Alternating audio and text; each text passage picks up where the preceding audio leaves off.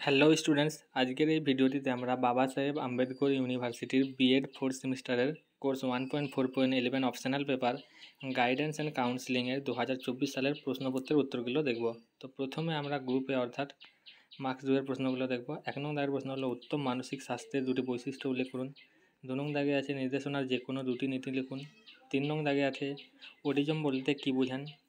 4 নং দাগে আছে ফোবিয়া কাকে বলে। 5 নং দাগে আছে বৃত্তিমূলক নির্দেশনার 4টি উদ্দেশ্য লিখুন। 6 নং দাগের প্রশ্ন হলো সহানুভূতির সংজ্ঞা দিন। এরপর 7 নং দাগের প্রশ্ন হলো অসামাজিক আচরণের দুটি উদাহরণ দিন। এরপর গ্রুপ বি অর্থাৎ মার্কস 5 এর প্রশ্নগুলো দেখব। তো 2 নং দাগে আছে অপসঙ্গতির কারণগুলি আলোচনা করুন। 3 নং দাগে আছে ব্যাধিগ্রস্ত মিথ্যা কথনের কারণগুলি কী কী। 4 নং দাগে আছে শিক্ষকের মানসিক স্বাস্থ্য সম্বন্ধে টিকা লিখুন। 5 নং দাগে আছে কিউমুলেটিভ রেকর্ড কার্ড এবং অ্যানেকডোটাল রেকর্ড কার্ডের মধ্যে তুলনা করুন অথবা সিআরসি বা এআরসি এর মধ্যে তুলনা করুন। 6 নং দাগের প্রশ্ন হলো সিজোফ্রেনিয়ার কিছু লক্ষণ সম্বন্ধে লিখুন।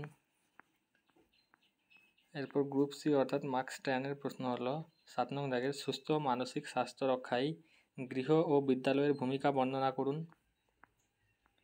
এরপর 8 নং দাগের প্রশ্নের উত্তর হলো বুদ্ধির অভিক্ষা কাকে বলে, যে কোনো একটি বুদ্ধির অভিক্ষা বর্ণনা করুন এবং সেই অভিক্ষাটির মাধ্যমে বুদ্ধাঙ্ক নির্ণয় করার পদ্ধতিটি লিখুন। তো এই ছিল আজকের এই একটি ছোট্ট ভিডিও।